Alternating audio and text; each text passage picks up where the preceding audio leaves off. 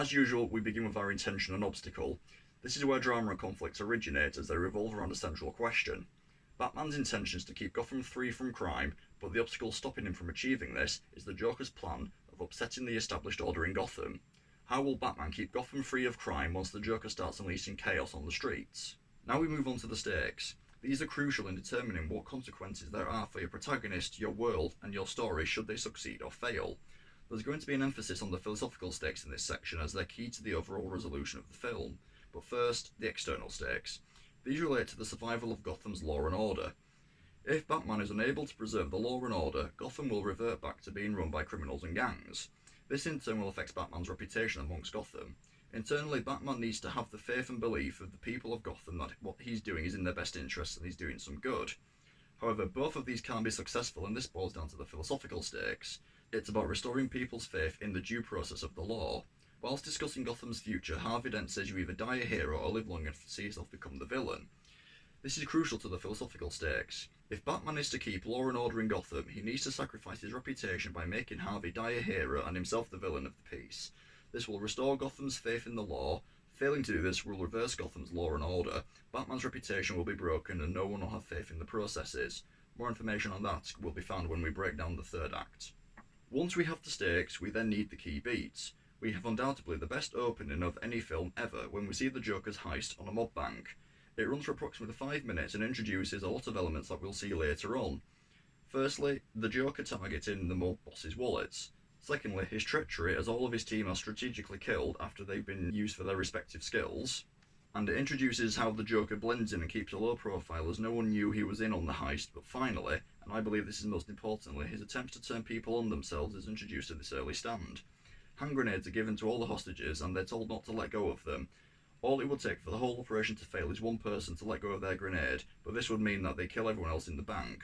It's an early inkling to what the Joker has planned later on. Next, we have our inciting incident and the establishment of our problem A in the story regarding saving Gotham.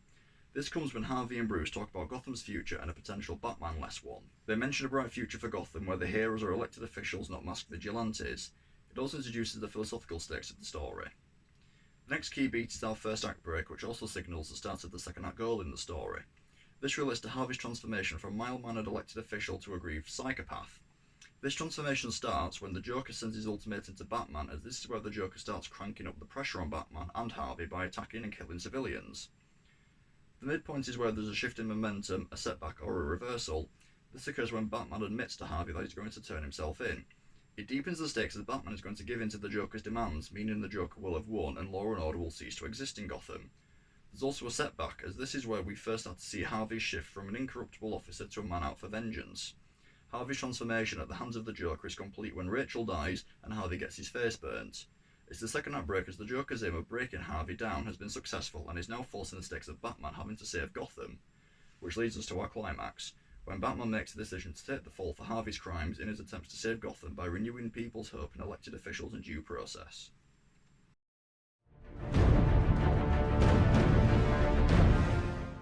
So here is the first act. After the opening of the Joker's heist on the mob bank, we see Gordon waiting for Batman. He hopes Batman's absence is a sign that he's busy tonight. Batman is indeed busy, stopping his copycats from fighting crime on his behalf. This establishes the internal stakes in relation to Batman's influence and reputation amongst Gotham's citizens. After he's dealt with the copycats, Batman meets Gordon at the mob bank robbed by the Joker. Batman mentions the Joker can wait and the mob is taking priority. Next we see Alfred talking to Bruce over Batman's limitations and Bruce's reluctance to know what his limitations are. We then see Harvey enter the court case. He's fighting against a prolific crime boss in court, which comes as a surprise to Maroni. This introduces the external stakes pertaining to Gotham's law and order. The new district attorney isn't just playing golf with the mayor, he's up for the task of tackling organised crime within Gotham. We also get a glimpse at Harvey's angry, untamed side when he's threatened in court. After he's left court, Harvey meets Gordon. He mentions how he's arrested all the money launderers in Gotham, but the mob is still getting paid. Gordon tells Harvey the name of the 5 banks that they're going to raid. A business meeting at Wayne Enterprise and Chinese businessman Mr. Lau ends with Bruce already knowing that their bookkeeping and accounting is illegal. Bruce just wanted a closer look at their books. This then leads us up to an inciting incident where the philosophical stakes and problem A are introduced. After this, the mob bosses are all having a meeting with Mr. Lau, who informs them all the money has been moved already before the police had a chance to seize it. This is where the Joker enters and pitches his plan of killing the Batman. At the top of Gordon's police unit, Gordon, Harvey and Batman discuss how to get Lau back for questioning. There's mention of corrupt cops in Gordon's unit and Maroni's men in Harvey's office. Check out our index card sheet by clicking the link below to see why this is an important mention. Bruce is then preparing for his trip to Hong Kong after speaking to Fox and Alfred. Then we see the Joker kill Gamble and take his crew. Over in Hong Kong, Fox meets Lau and plants a sonar mobile phone to help Batman visualise his strategy. Batman captures Lau and transports him back to Gotham, delivering him to Gordon. This results in Lau being questioned by Rachel, and they can charge all the mob bosses with criminal conspiracy as all the investment is in one big pot. Gordon makes the decision to keep Lau at his unit. As a result of Lau's testimony, Gordon ends up arresting all the mob bosses, and they're all brought before a judge and jury. After this, Harvey is told he has to deal with the pressure of who's going to come after him, as one false move and all these mob bosses will be back on the streets. It's at this point we hear from one of the copycats the impact Batman has had on citizens of Gotham. This leads us to our first outbreak where the Joker delivers his ultimatum to Batman. It also threatens the external stakes, as the Joker is threatening Gotham's law and order unless Batman reveals his identity.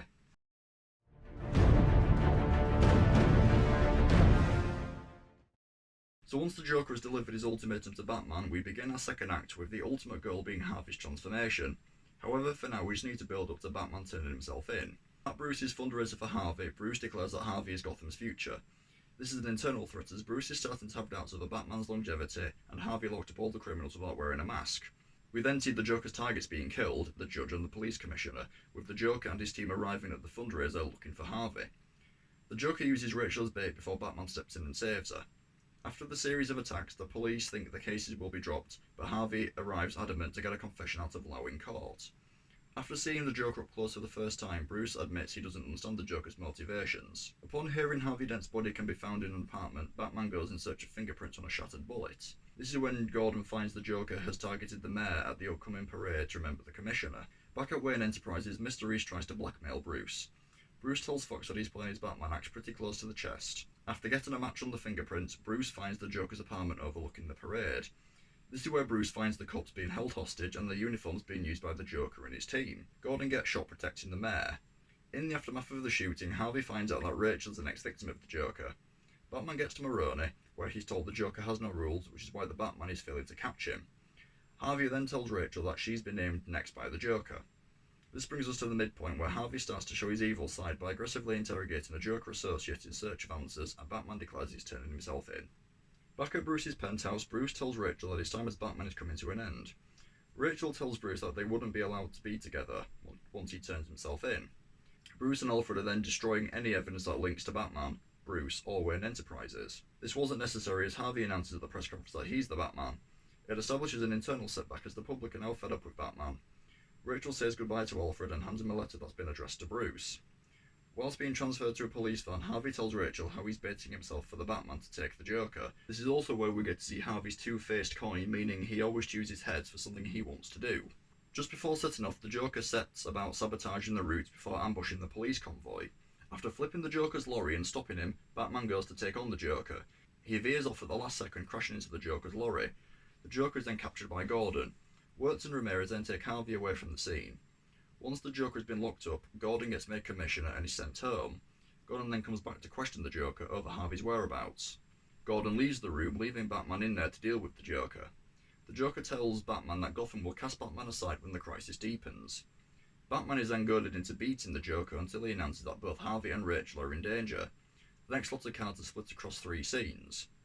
They focus on Harvey and Rachel wired to the oil drums, Batman and Gordon on their way to rescue Harvey and Rachel, and the Joker using his phone call to great effect. Batman arrives to find he's been sent to the wrong person. He's rescued Harvey from the building moments before it blows up. Harvey's half-oiled face is caught and Rachel is killed.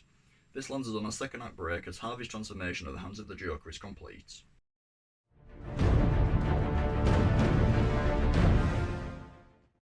The third act begins with the Joker freeing Lau, Gordon's realisation the Joker planned the whole thing, and Alfred reading Rachel's letter.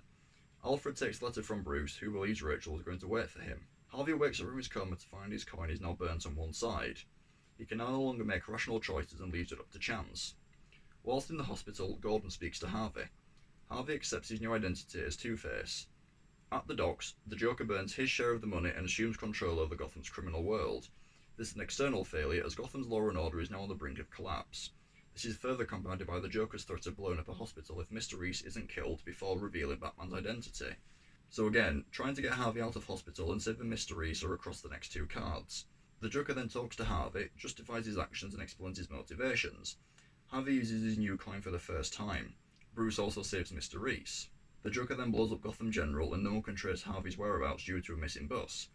The Joker kidnaps a news anchor and delivers a live ultimatum to the people of Gotham. Harvey tracks down Wirtz and kills him using his new coin. Meanwhile, Batman shows Fox how he's planning on tracking down the Joker. Harvey then questions Maroni over the other informant in Gordon's unit. Once a portion of civilians have been loaded onto two ferries, each ferry finds their engines have been rigged to blow along with the detonator. They're then told about the Joker's little experiments linking back to the grenade sequence at the start of the film. Gordon's family are then led into a trap by Harvey. After finding the Joker's location, Batman wants some time alone to deal with the Joker. Gordon won't allow him any time. Gordon then finds out that Harvey has his family hostage, whilst Batman interferes with the SWAT team operation. They later find out that the clowns are hostages and the doctors are the targets. Creeping ever closer to midnight, one of the prisoners throws their detonator overboard whilst Batman faces off against the Joker. The civilian ferry decided against detonating the other ferry, so the Joker goes to blow both of them up before Batman stops him. The Joker mentions how Harvey's hard work to root out corruption in Gotham will be undone in his quest for revenge over the death of Rachel. Gordon faces off against Harvey, who doesn't want to escape from the situation. Batman tells Harvey he was chosen by the Joker as he was the main threat to the Joker's plan. Harvey shoots Batman before turning the gun onto Gordon's son. Batman tackles Harvey to the ground and saves Gordon's son before falling and joining a dead Harvey. Gordon realises that Harvey's prosecution dies along with Harvey's reputation. There is no covering up what Harvey turned into. At this point, it's an external failure as Gotham's law and order has slipped away with criminal gangs running riot under the Joker's influence. Internally, Batman's reputation has been broken, as many people see him responsible for the Joker's crimes, and philosophically, everything Harvey Dent stood and fought for has been undone with his descent into madness and revenge. This is until Batman takes the fall for Harvey's crimes. By preserving Harvey's reputation, it allows the people of Gotham to have faith and belief in the justice system. It'll mean there'll be a stand against corruption and organised crime. Batman saves the people of Gotham from the truth because it will allow them to live under a crime-free Gotham. He allowed Harvey to die a hero so Batman could be seen as the villain. It marks the total reversal of the external and philosophical stakes, but not the internal ones. Batman has to be seen to be the villain in order for law and order to prevail, as well as Harvey's legacy of standing up to organised crime. This is why the philosophical stakes are important in this story.